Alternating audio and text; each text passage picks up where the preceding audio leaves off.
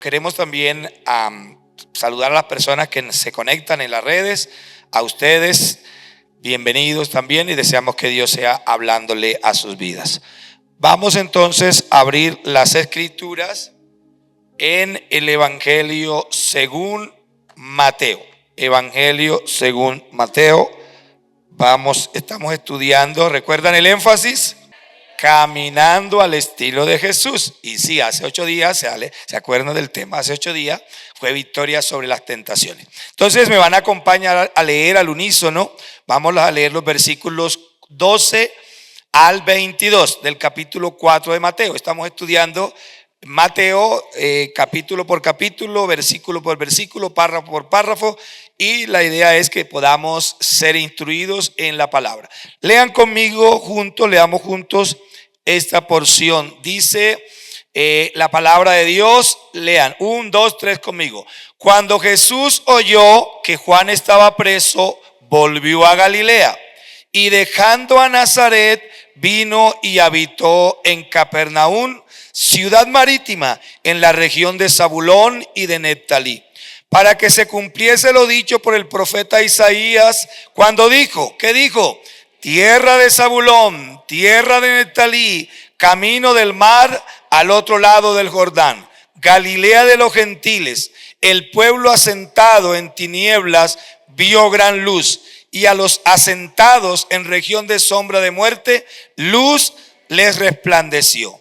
Desde entonces comenzó Jesús a predicar y a decir, ¿qué dijo?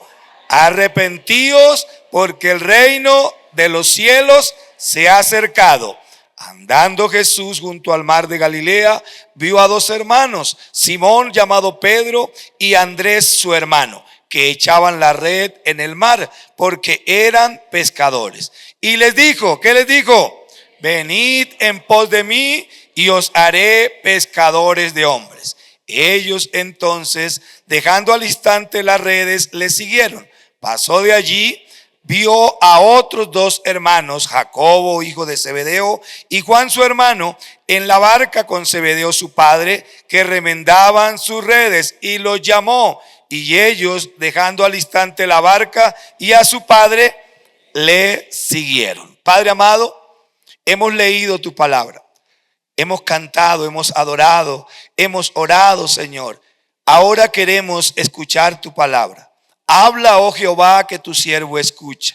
Señor, que los que estamos aquí podamos escucharte hablar en esta mañana, podamos escuchar tu mensaje. Señor, danos la serenidad, la calma. Señor, aplaca nuestra alma si hay desesperación, si hay preocupación, si hay angustia. Trae calma, trae sosiego para que podamos recibir la palabra y la palabra sea de bendición a nosotros. En el nombre poderoso de Jesús, amén y amén. Bueno, hemos ya leído la porción de las Sagradas Escrituras. Hoy estaremos estudiando el tema. Los que vieron, ¿cuántos leyeron el mensaje que se mandó por las redes?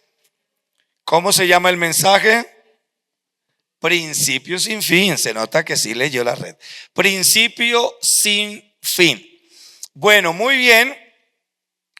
Voy a comenzar haciendo tomando un estudio que se hizo en Colombia en el año 2023 acerca del cálculo de la edad media o de la edad promedio entre hombres y mujeres, o sea, en la población colombiana, tomando hombres y mujeres. Se halló en ese estudio que los hombres en Colombia tenemos un promedio de vida de 74 años de vida, promedio, ¿no? Algunos pueden durar hasta 100, pero están tomando el promedio. Y las mujeres son más longevas. Las mujeres tienen un promedio de vida de 80 años en Colombia. Y lo mismo, tenemos hermanas que duran 90, 100 años y gloria a Dios. Pero más o menos en promedio, ese es el promedio. En esos 74, 80 o 90 o 100 años de vida de una persona, vive muchos comienzos o muchos principios en esos tiempos que Dios le da de vida. La vida comienza el día que una célula espermática fecunda un óvulo. Comienza la vida biológica aquí en la tierra. El lenguaje comienza el día que el chico empezó a decir, la niña, el niño, papá, mamá, tete, tetero, ahí comienza su lenguaje, por lo menos verbal. Porque ellos tienen, la mamá interpreta, ese es un lenguaje, ¿no? La mamá interpreta el llanto del niño y le comunica algo. Pero cuando ya empieza a pronunciar palabras, son las primeras palabritas, papá, tete, teta. Luego, el día que el niño entra al jardín, comienza su proceso de formación académica, inicia su proceso de formación académica. Cuando entramos a la adolescencia, empieza el corazón a palpitar, como dice la canción. Empieza el corazón a sentir una atracción por una chica, si es el hombre, o por un chico, si es la mujer, y comienza entonces el enamoramiento, empieza esa vida emocional con respecto a una novia. El día que nos casamos inicia el proceso de un hogar, de una nueva familia. El día que vamos a la universidad y comenzamos el proceso de vida profesional, al terminarlo pues estamos dando pasitos en dirección a esa vida profesional. Cuando nosotros emprendemos, cuando iniciamos una empresa, algo, allí comienza la visión de emprender algo en la vida. Todos esos comienzos, tarde que temprano, tienen un final. La vida que comienza, biológicamente hablando, tiene un final. Pero hoy yo quiero hablarles a ustedes de un comienzo, de un principio que no tiene final. O sea, aquí esa palabra principio sin fin es comienzo, no es principio de valor, de fundamento, que también tiene un fundamento. Es claro que es así, pero estamos hablando de un principio, de un comienzo que no tiene fin. Y ese principio inició, en la Biblia nos lo revela, con la existencia terrenal de Jesús y su inicio ministerial. Han pasado hoy más de 2000 años y ese principio no ha tenido fin y nunca tendrá fin. Pues escrito está, y quiero sustentar esto con dos pasajes de la Biblia. Voy a tomar Daniel 7, eso está en el Antiguo Testamento, simplemente como fundamento para sustentar este pensamiento. Daniel 7, 13 al 14 dice, Daniel está teniendo una visión y dice, miraba yo en la visión de la noche y he aquí con las nubes del cielo venía uno como un hijo de hombre. ¿Quién sería? Jesús. Él lo ve venir en las nubes en una visión. Lo vi venir como a un hijo de hombre. Él vino hasta donde estaba el anciano de días y le hicieron acercarse delante de él. Y le fue dado dominio. ¿A quién? Aquel que traía semejanza de un hijo de hombre. Le fue dado dominio, le fue dado gloria, le fue dado reino, para que todos los pueblos, todas las naciones, todas las lenguas le sirvieran. Su dominio es dominio eterno, que nunca pasará. ¿Cómo es el dominio de Cristo? ¿Y tiene fin? No tiene fin. Su dominio es dominio eterno y nunca pasará. Y su reino no será destruido. Pero también cuando María recibe el anuncio por parte del ángel que va a tener un hijo, entre otras cosas, el ángel le dice esto: María, no temas, porque has hallado gracia delante de Dios, y ahora concebirás en tu vientre y darás a luz un hijo y llamarás su nombre Jesús. Este será grande. ¿Cómo será ese personaje? Grande. Será llamado Hijo del Altísimo. El Señor Dios le dará el trono de David su padre y reinará sobre la casa de Jacob para siempre, y su reino no tendrá fin. Hoy entonces vamos a hablar que ese reino un día comenzó aquí en la tierra. Ese reino siempre ha existido y siempre tenía influencia sobre la tierra, pero tenía que establecerse como tal ese reino, y hubo un personaje maravilloso llamado Jesús que vino a establecer el reino. Entonces, para los que toman nota, el principio tuvo tres elementos que son comunes en la vida humana. Ese principio o ese comienzo se fundamentó o partió de tres elementos que son comunes a todo ser humano. ¿Cuáles son esos tres elementos? Esos tres elementos tienen que ver con el tiempo. Dice el versículo 12, cuando Jesús oyó. No se está mencionando una fecha exacta. No, de hecho, pues uno investiga y no encuentra una fecha exacta en el momento en que se da este acontecimiento. Pero esa es entender que el término cuando es un término conector, una frase conectora que indica tiempo. Y ese término, ese cuando, indica en este caso un tiempo que ya había acontecido. Está hablando de un tiempo que ya se había dado. Cuando Jesús dice que cuando Jesús oyó, ¿qué había oído? Bueno, más adelante vamos a mirar, pero significa que ya había pasado. Oyó, ya algo había sucedido y Jesús escucha lo que había sucedido. No significa que Jesús está escuchando lo que está aconteciendo, sino que escucha algo que ya había sucedido. Entonces, todas las cosas, y yo quiero decirles a ustedes, porque lo que voy a hablar aquí tiene que ver también con nosotros. Todo lo que usted vive, lo vive en esas tres dimensiones o tres elementos o tres componentes o tres instancias. Una es que usted todo lo vive en un tiempo, todo lo que yo vivo lo vivo en un tiempo. ¿El tiempo cómo se mide? Cronológicamente hablando, el tiempo se mide por segundos. Bueno, hay una más pequeña, fracciones de segundos, por minutos, por horas, por días, por semanas, por meses, por años. Así medimos el tiempo. Y nosotros estamos viviendo en la dimensión del tiempo cronológico. Pero también hay un tiempo que es el kairos, el tiempo de Dios.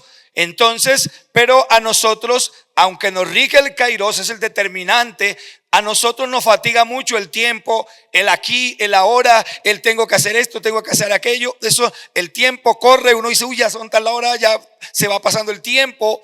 Vivimos en ese corre del tiempo. Ese principio tuvo un tiempo, pero también ese principio se dio bajo unas circunstancias. Jesús oyó, ¿qué oyó Jesús? Que Juan estaba preso. Es decir, ¿cuál es la circunstancia allí? El preso, estar Juan preso. O sea, es un evento circunstancial. Todos nosotros diariamente estamos viviendo circunstancias.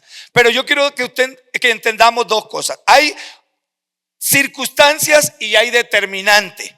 Y nosotros le prestamos más atención a las circunstancias que al determinante. El determinante siempre será Dios, pero a nosotros nos afanan las circunstancias. Nos preocupa que no tengamos con qué pagar el recibo, con qué pagar el crédito, con qué comprar tal cosa, con qué viajar. Todo eso tiene que ver con las circunstancias que rodean la vida de nosotros. Yo te pregunto hoy, ¿hay alguna circunstancia que te preocupa? Tal vez un problema en la casa, tal vez una dificultad con tus hijos, quizás una enfermedad de alguien cercano a ti, quizás una enfermedad en ti mismo. En ti mismo. Ayer hablábamos en el posencuentro acerca de sanidad de las enfermedades físicas. Sanidad de las enfermedades físicas. Entonces, hay circunstancias que nos afectan a nosotros. Mucho. Lo tercero que se dio este principio es en el marco de un lugar o de lugares. Se mencionan, entre otros, los siguientes lugares. Dice que Jesús volvió a Galilea, dice el texto bíblico. Dejó a Nazaret, vino y habitó en Capernaum. Capernaum y todos estos que han mencionado, Galilea, Nazaret, Capernaum, estaban ubicados en la región de Zabulón y de Neftalí.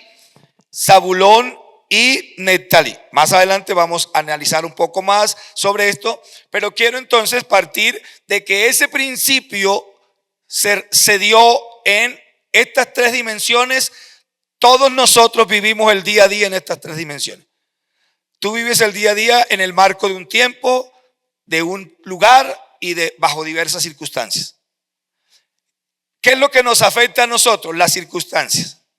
¿Qué es lo que nos impacta en nuestra vida? Las circunstancias. ¿Qué es lo que nos genera crisis a nosotros? Las circunstancias. ¿Y la palabra circunstancia de qué viene? De circunstancial. ¿Qué es lo circunstancial? Algo que puede pasar, algo que se puede ir, pero que nos afecta, que nos deja una incidencia a nosotros.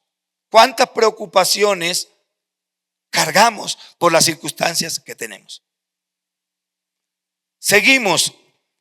Listo.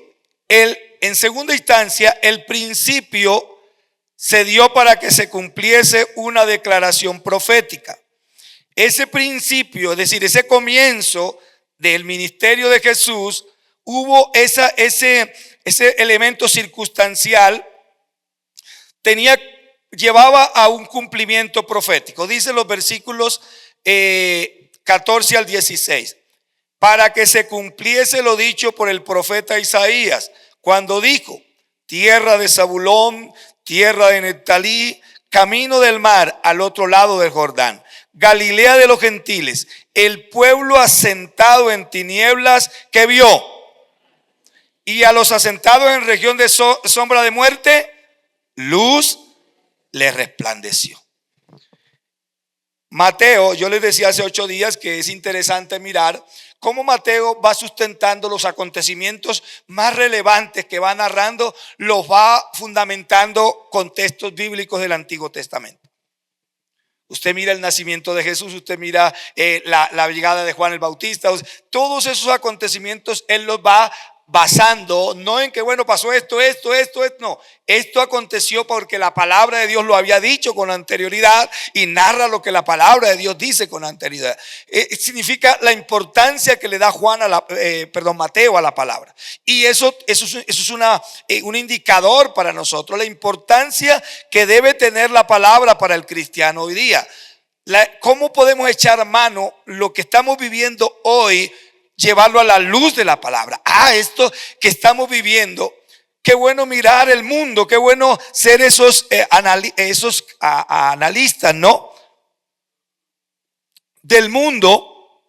Qué bueno sentarnos y hacer un análisis, no para criticar a nadie, sino para decir: esto que está sucediendo es lo que dijo el Señor Jesús. Esto que está sucediendo es lo que dijo, lo que dice la palabra de Dios, según el evangelio de Pedro, según el evangelio de Juan, según el evangelio de Mateo, según el evangelio de Marcos, según el evangelio de Lucas. Esto que está sucediendo es lo que aconteció, lo que se dio en Hechos de los Apóstoles. Nosotros no podemos llevar una vida simplemente que está corriendo, que está girando, sino que debemos ver las señales que están aconteciendo, cómo eso está escrito en la Biblia y cómo nos está revelando las cosas para que no nos sorprenda la venida de Cristo, para que no nos agarre desprevenido la venida de Cristo. La Biblia dice que la venida de Cristo será como el relámpago que sale del oriente al occidente.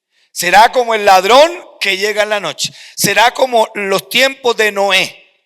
Será algo repentino, algo momentáneo. El Señor no va a venir con trompetas, aunque dice que habrán anuncios de trompetas, no, pero estoy refiriéndome a que tú y yo debemos entender los tiempos. Las señales que se están dando en los tiempos es lo que te va a marcar el reloj del tiempo de Dios. Y iglesia, yo los llamo a ustedes y a mí mismo a que estemos pendientes a la palabra de Dios y al cumplimiento de los hechos que están en la palabra de Dios. Pero ¿cómo te enteras? Si tú dependes solo de leer la Biblia o depende la lectura de tu Biblia depende solo de cada 8 días que vienes a escuchar un mensaje a la iglesia, difícilmente te vas a dar cuenta de cómo están corriendo los tiempos. Hay que ir a la palabra. Hay que leer la palabra. Leerla no al pinochazo. No voy a leer la Biblia, Señor, háblame. Y si bien es cierto, Dios lo puede hacer así. No es un estudio responsable como iglesia. No somos responsables como comunidad cristiana cuando nosotros leemos la Biblia al azar. Voy a ver qué me dice Dios hoy y la abro. Sí, Dios nos puede hablar y lo ha hecho a muchas personas. Pero qué bueno cuando tú lees la Biblia de pasta a pasta, de Génesis a Apocalipsis. Y algunos se la leen y dicen, ya ¿qué más leo? Ya nunca más vuelvo a leer la Biblia porque ya me la leí de Génesis a Apocalipsis.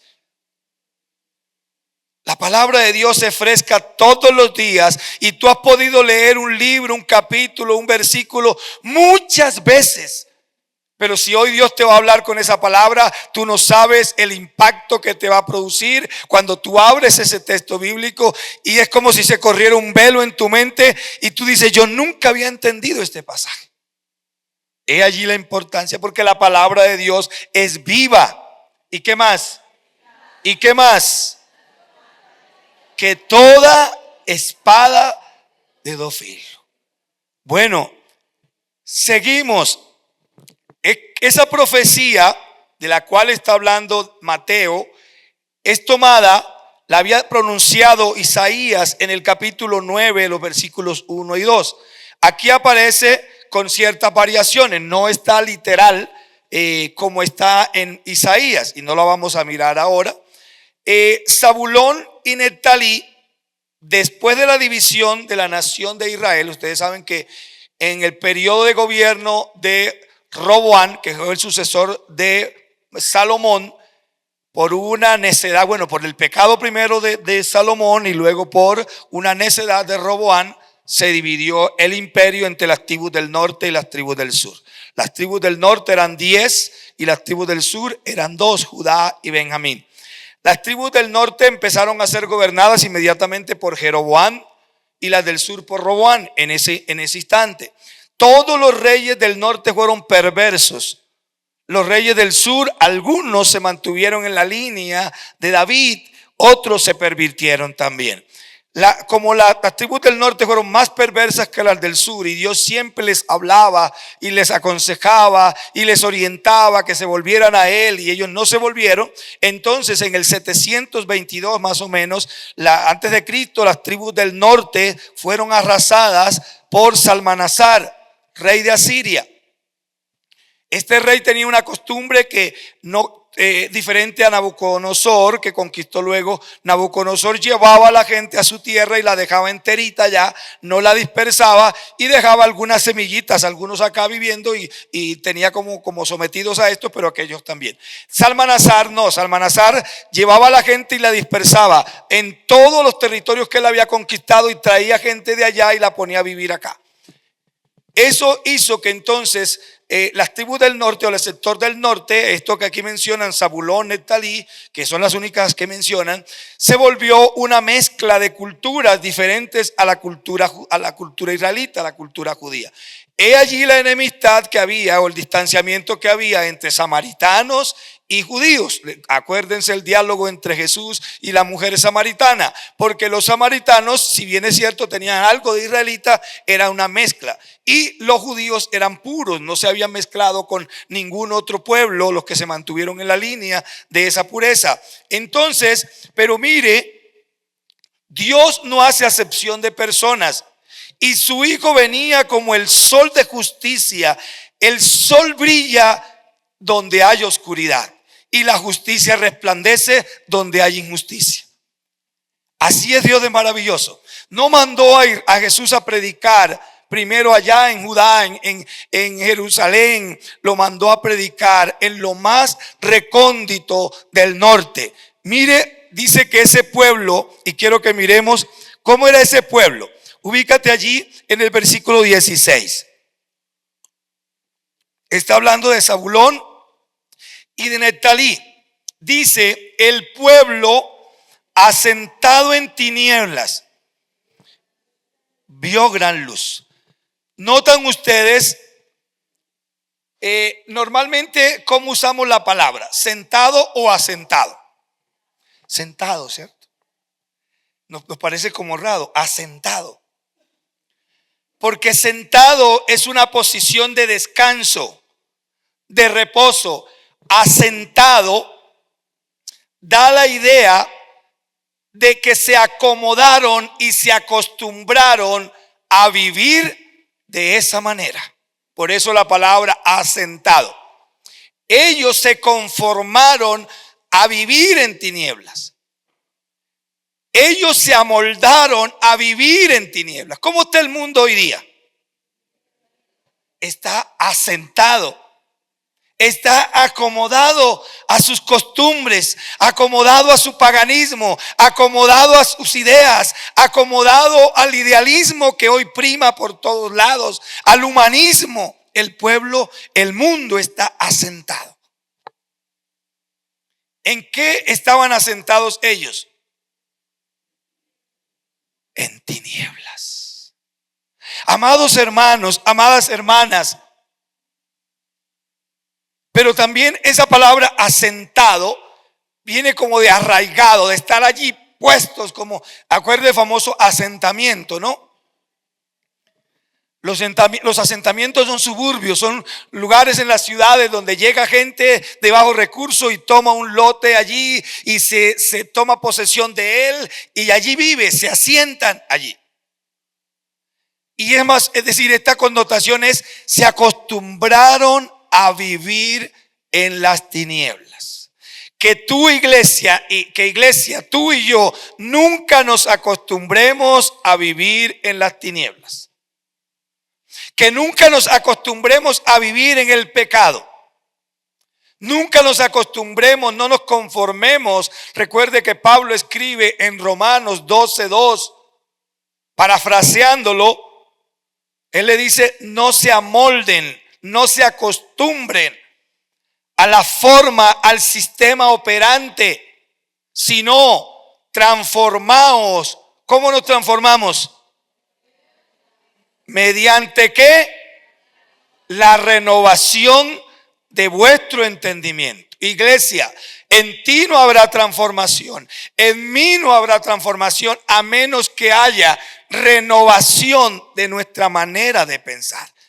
Y mi mente no se renueva correctamente sino por la presencia del Espíritu Santo de Dios. Mi mente está acostumbrada a pensar negativo. La mente del hombre está acostumbrada a pensar corruptamente.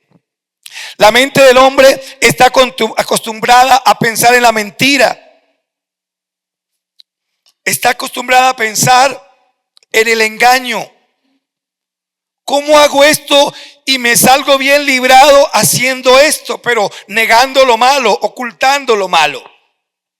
Eso es estar asentado. Que tú, iglesia, que yo, iglesia, no estemos asentados en esa forma de pensar. Hay que renovar. Y si tú no le permites al Espíritu Santo, si yo no le permito al Espíritu Santo que traiga una renovación, viviré asentado en el pecado. ¿Qué pasó con ese pueblo que estaba asentado? Luz resplandeció, vio gran luz. ¿Qué es Jesús? ¿A quién estaba? O sea, ¿quién era esa gran luz?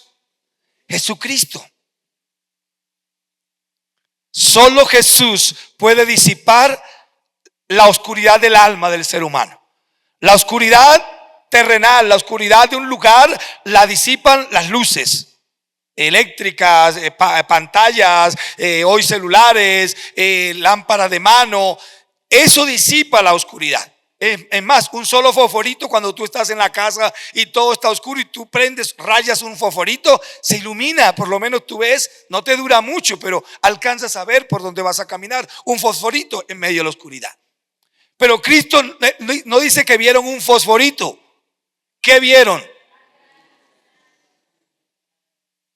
¿Qué viste tú cuando Cristo vino a tu corazón? Gran luz. Empezó esa oscuridad de tu mente. Aquello que tú le llamabas bueno, ahora te empezaste a dar cuenta que era malo. Aquello que tú le llamabas correcto, te empezaste a dar cuenta que mucho de ello es incorrecto. Y ahora es como si una lámpara, una luz empezase a iluminar de adentro de tu alma, porque la luz de Cristo no alumbra de afuera hacia adentro, la luz de Cristo alumbra de adentro hacia afuera. Porque es el despertar del Espíritu, el Espíritu Santo, o sea, lo que llamamos la vida nueva, lo que llamamos el nuevo nacimiento, no es otra cosa que el despertar del Espíritu del hombre. El Espíritu, el hombre que vive en pecado, su espíritu está adormecido, su espíritu está asentado en la maldad. Es decir, bueno, el espíritu no es el que practica la maldad, no, el espíritu está bloqueado y el alma se siente cómoda. El alma se disfruta de las bajas pasiones. El alma disfruta del engaño. El alma disfruta de aquello, pero el espíritu está dormido, el espíritu está atrapado. Pero cuando Cristo viene al corazón de un hombre, empieza una transformación de adentro hacia afuera. Y aquella oscuridad que estaba en tu alma, ahora empieza. Yo les he contado que yo recibí el Evangelium 31, o por lo menos no lo recibí porque ese día yo no hice oración de fe. Pero ese día Dios me despertó, empezó la sensibilidad espiritual a través de un programa radial. Era un 31 de diciembre y yo seguí borracho hasta el amanecer del 1 de enero. Pero cuando me desperté, mis carnes temblaban, o sea, yo temblaba como una especie de esto que estoy haciendo está malo, esto no está bien, esto no está correcto. Antes yo me deleitaba y duraba no solamente hasta allí, me paraba, desayunaba y seguía 2, 3 días.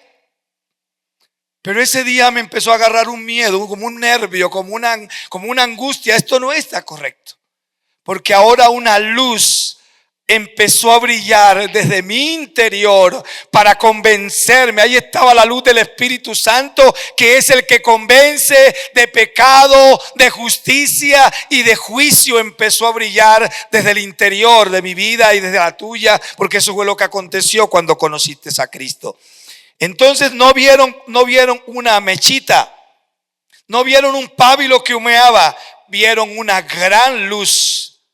Pero luego dice la segunda parte, y los asentados, otra vez usa la misma palabra, en región de sombra de muerte, luz resplandeció sobre ellos. No solo estaban asentados en tinieblas, sino también estaban asentados en sombra de muerte.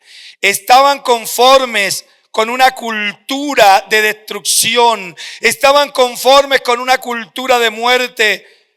Yo les pregunto, ¿cuál es la cultura que está primando en Colombia, sobre todo estos últimos días?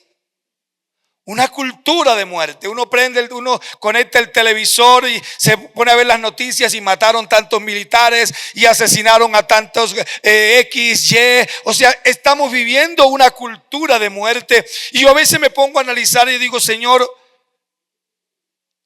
uno debería sentir más dolor por eso.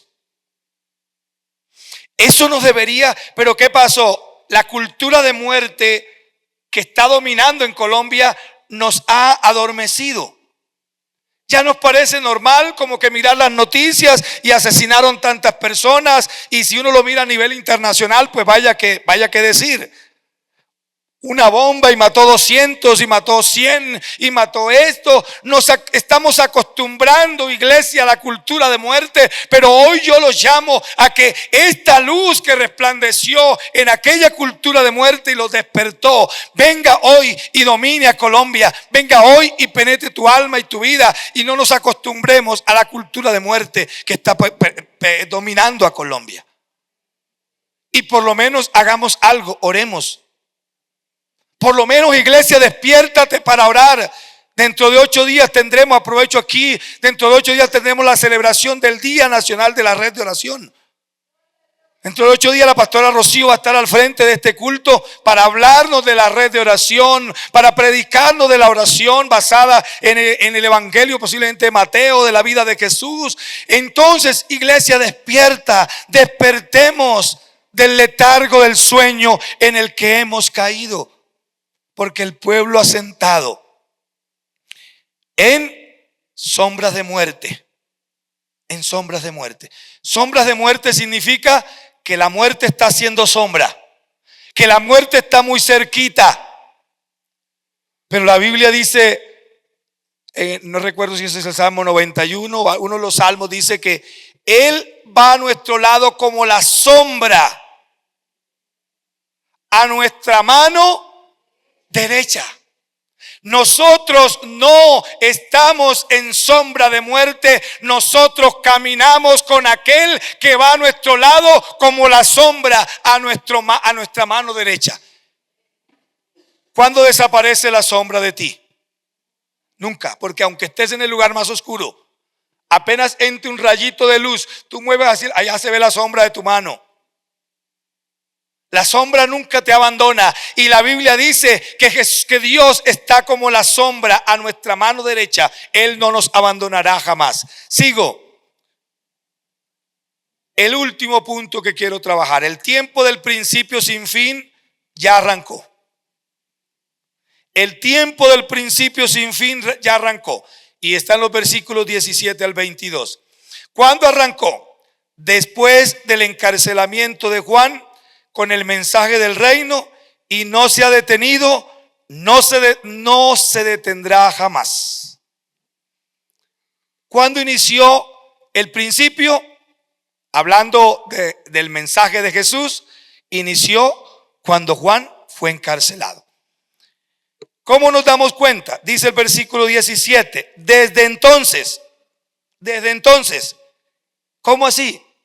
Y ahí sigue diciendo, desde entonces comenzó Jesús a predicar y a decir esto. Desde entonces, eso significa que es otra frase conectora. Ese desde entonces está conectando con lo que dice el versículo 12. ¿Qué dice el versículo 12? Cuando Jesús oyó que Juan estaba preso. Es decir, desde entonces, desde aquel día que Jesús oyó que Juan estaba preso, él tomó. Recuerde que Juan había dicho, no faltan los envidiosos y los que les gusta sembrar cizaña. A Juan un día lo visitaron y le dijeron, si te das cuenta, ¿no? Tú nos presentaste que hay el Cordero de Dios que quita el pecado del mundo. Mira, Él te está quitando gente. Allá eso está en Juan 3. Allá Él está bautizando y se está haciendo más famoso que tú. Y ellos vinieron a sembrarle cizaña al corazón de Juan. Pero Juan sabía cuál era su ministerio. La Biblia comienza el ministerio de Juan diciendo, este es aquel de cual se profetizó que él vendría delante del Señor para abrir camino. Y Juan dice, él dice, yo no soy el esposo.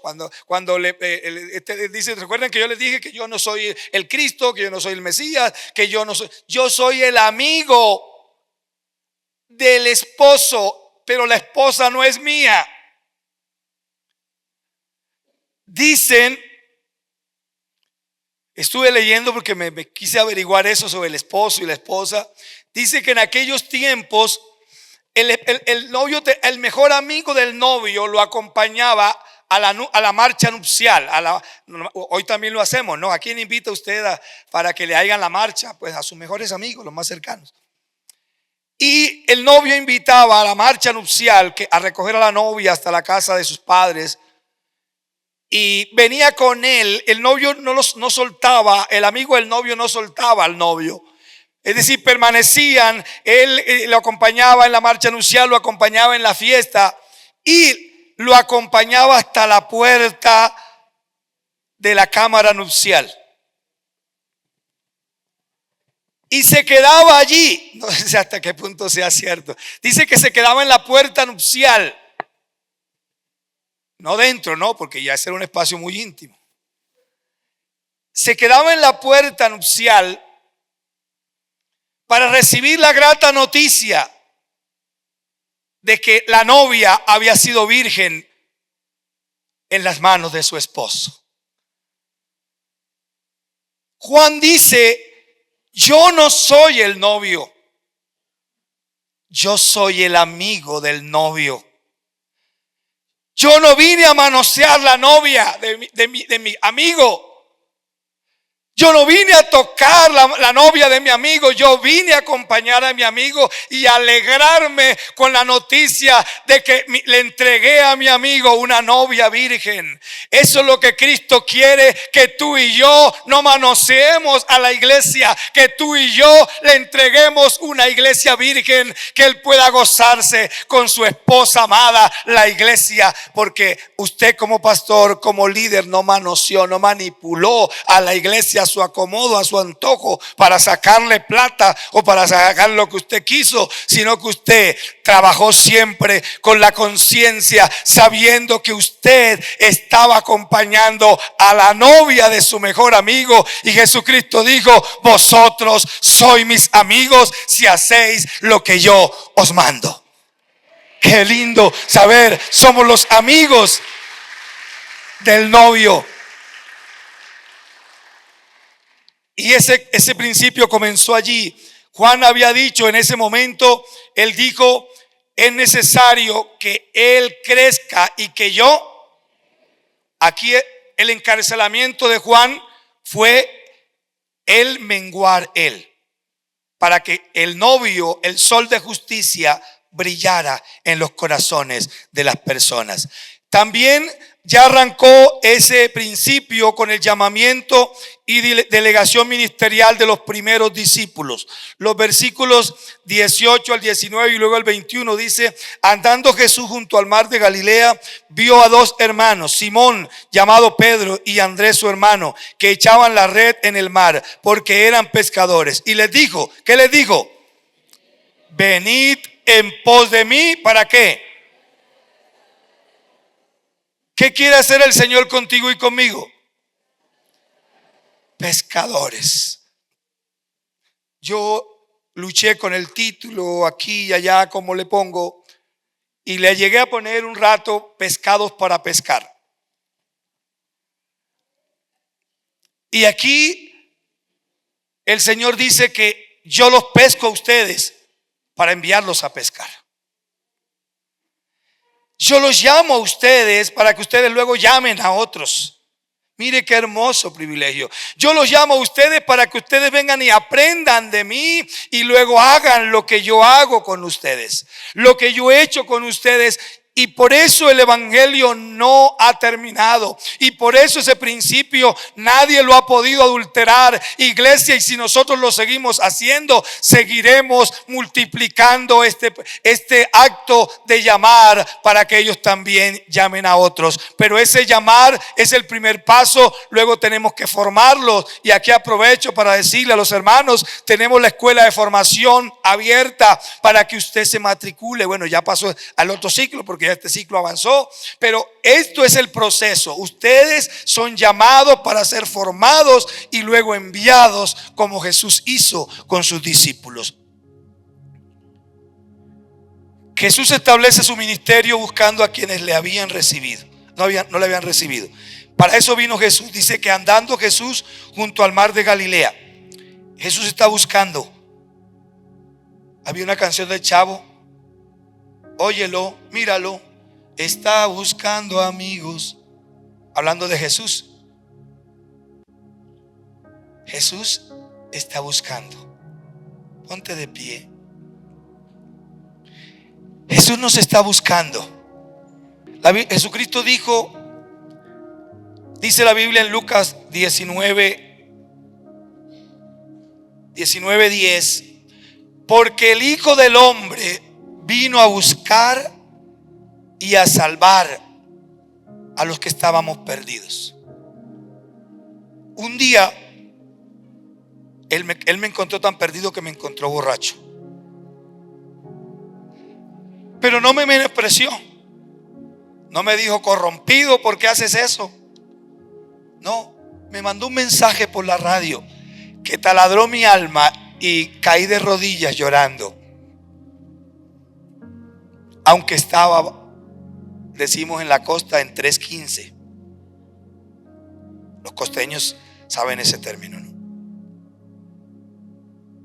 Yo quiero decirte, hoy tú no estás en 3:15. Hoy tú estás en tu plena conciencia. Pero Jesús te dice: yo vine a buscar Yo vine a dar mi vida por ti. Yo vine a buscarte porque te amo. Yo vine a buscarte porque tengo un plan contigo.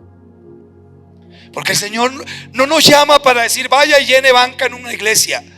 El Señor nos llama para transformarnos y para hacernos sus hijos, y para pasarnos del reino de las tinieblas al reino de la luz. Ya el principio es su obra en usted. En mí hace 32 años que inició su obra,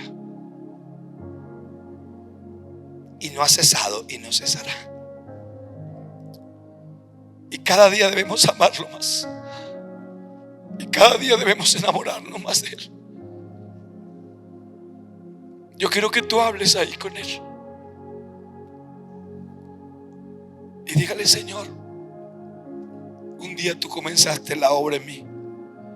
Y Pablo dice en la carta a los Efesios: el que comenzó la buena obra en nosotros la está perfeccionando.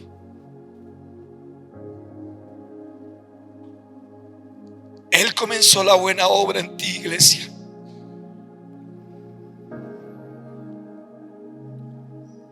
Sigue orando ahí mientras quiero dirigirme a los que me escuchan a través de los medios de comunicación. El Señor quiere, Él comenzó una obra, lo que el principio fue el principio del reino, que venía con el paquete, con su gobernante, con su rey. Él comenzó una obra en Pedro, en Juan, en Andrés, en Jacobo y en el resto de los discípulos. Y esa obra, aunque ellos murieron, no terminó con la muerte de ellos. Porque el hombre y la mujer de Dios, cuando parten de este mundo, no muere su cuerpo, su espíritu y su alma van con Dios. Pero aquel que muere sin Cristo, muere su cuerpo y morirá su alma y morirá su espíritu. Y el morir no es que se desaparecen como tal en la eternidad, es el sufrimiento eterno alejado de Dios. Hoy yo te quiero invitar allí en casa, en el vehículo, en la empresa, en la calle, donde estés. Te digo, aquel que dijo: he aquí el reino de los cielos se ha acercado, arrepentíos, arrepiéntete. Y la palabra arrepentimiento es cambio, transforma tu vida, tu mente, tu corazón. Hoy te invito a que recibas a Jesús en el corazón como tu Señor y Salvador. Y Él un día te llevará a donde Él quiera, de acuerdo al propósito que tiene. Dile hoy: Señor Jesús, allí en casa, Señor Jesús, yo te recibo como mi Señor y Salvador. Tú dijiste en aquel tiempo: arrepiéntanse y conviértanse, porque el reino de los cielos se ha acercado.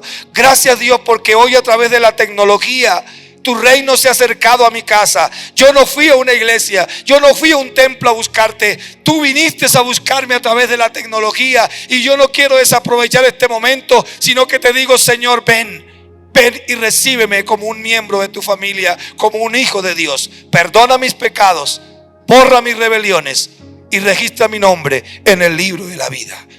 Amén. Busca una iglesia donde congregarte. Si deseas venir acá, las puertas están abiertas. Los números telefónicos allí aparecen. Llámanos, contáctanos, pero busca de Dios. Dios te guarde.